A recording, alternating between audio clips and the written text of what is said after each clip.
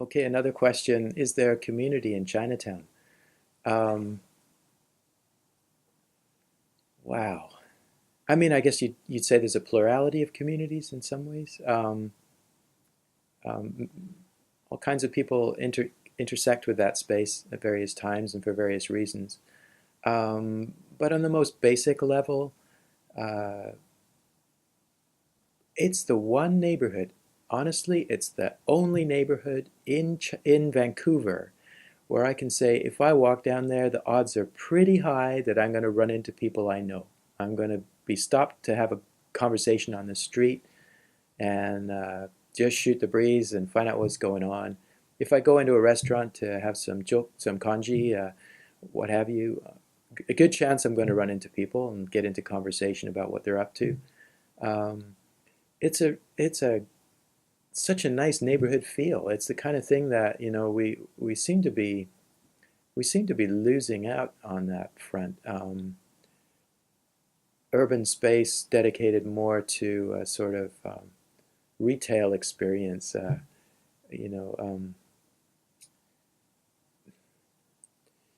less of a I guess socially oriented public space. I mean, we're trying in Vancouver. We're trying to there's the efforts around the art gallery to close it down to traffic. I mean, I think urban traffic, is the biggest enemy of social, free, open urban space for socializing. The private automobile is just been a disaster for cities, I think, and human community in many ways. So we have to deal with that. And I think in Vancouver there's some efforts being made, but Chinatown, man, it stands out to me as a place that I just like to go and hang out because I know I'm probably going to run into people. Community, on another level, I mean, that's community on the level of, hi, I've known you for years. What are you up to? There's that level of community. But, at a deeper level, I guess there's, well, the first question is what is community anyway, right? Sometimes we hear, you hear the weird combination gated community. It's, a residential space where people are enclosed and can live safely together and what have you. But the notion that you live in proximity with other people has very little to do with community. You can live next door to someone in a condo and never know their name, right? So proximity has nothing to do with it. So what is it then? Well, I mean, drawing on the work of the philosopher John Dewey, and he pointed out that community is really a bunch of people who share aspirations. They share ideals and hopes, um, and by sharing those. There's a kind of bond that forms and a sense of unified purpose. And, is that there in Chinatown? Yeah, I think it is. I think it is. Of course, there are disagreements, as there are with any group of human beings. But as a whole, there's a sense that there's a value to that space. There's a value to the activities that go on there. There's a value to having the space there for the activities to happen. There's a historical value, cultural value. So I think the people who interact with Chinatown, though many of them, like I don't live in Chinatown, I'm not far away, just a few blocks up the hill, up Main Street, but many of us don't live there, but we go there and we're interested in the space and we want that space to be viable for human community. Um, so the people who share those aspirations form a kind of community, even though some of them come at it from different perspectives, and even though there's some friction at times, um, you know, you, people still come together. You have the huge banquets in Chinatown. I've been to so many banquets over the years in Chinatown. Um, People from all over the place, from Europeans, more recent people coming from the PRC. Um, it's just a mix, a blending of people at those banquets. And they're all there because they feel for some reason that being there that evening, taking out 5 or 6 hours of their life to get down there, to park, to do whatever they need to do, to get to the space, to listen to the speeches, to eat the great food, and then, chat with people. The fact that people feel that coming together in that way is important is, to me, there because there's a sense of the shared importance and ideals around Chinatown that brings them together, and that's community. Um, the people going down to the cultural center to see young people putting on traditional Han Dynasty robes and performing Confucian rites of initiation through this, that have been there for centuries as people come of age. Going down to hear talks about Chinese Canadian history, going to the Sun Yat-sen Garden to learn more about Chinese culture and in its, its classical expressions, but also going down there to see art exhibitions and music performances that draw on many different cultural modes and approaches that blend together. I mean, that's kind of what Canada's doing, right? Whether it's going down to eat barbecue pork, or buy a nice steamed bun or something for a snack, to go play. There's this new initiative to have mahjong played outside by the memorial down in the heart of Chinatown, the memorial to railway workers and soldiers who fought for Canada. That memorial, there's a space, that triangle there, where people are getting together. I was down there last summer flying a kite. That's community. Sure, that's community. That's a bunch of lively people sharing ideals around Chinatown. That that place counts. It's important. We need to work on it. We need to pour our energy into it and hang around there. Come down there, meet people. Yeah.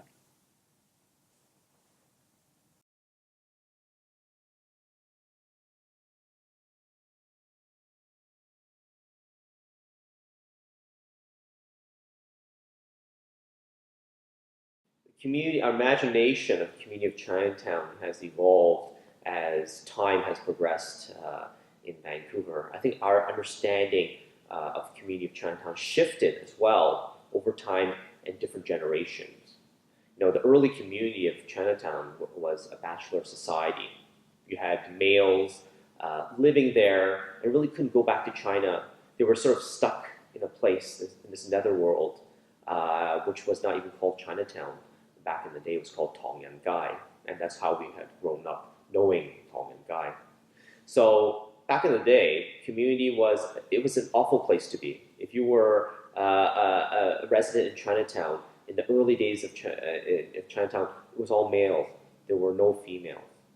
Families, there were a few families, but essentially families were based on Tong clan associations. So if you were somebody there, you had existed on the periphery of society, marginalized. If you were a so-called mainstream society, you did not go into Chinatown. You did not traverse into Chinatown because it was a dark place to be. Opium is seen as an opium-infested area. That was not in the imagination of mainstream society. It was not even touched on in terms of the newspapers. All you heard about were crime infestations, murders, illegal opium dens, vice, gambling dens. Of course, there were a lot of that in Chinatown. But that was the national imagination of Chinatown in the early days. And these evolved over time. During the head tax period, families did start to grow, and you had the first families there, and led by two of the entrepreneurs there, the Yip Sang family and the Chang Toy family. Of course, over time you have developed businesses as well, Chinese groceries, famous restaurants like the Marco Polo. So over time, our imagination of Chinatown also had expanded, and it started to move out of Chinatown, out of the early Shanghai Alley and Canton Alley, and into the more of the East Side Strathcona community. And with that, expanded the businesses, and also touched on sort of the community in Powell Street, the Japanese Canadian Nikkei community as well. So it was a flourishing community later on. So we expanded in time in the 1950s and 60s and 70s. And of course, our imagination of the community nowadays in current 2017 is about rescuing that nostalgic era of 105 Kiefer, where buildings are being built where they should be built, according to some of the protests of right now on Kiefer Street. So I think our definition of community in Chinatown has really been according to the current era, how it's defined by people living in current times. So in terms of the definition of community has shifted, has morphed, and has evolved over time.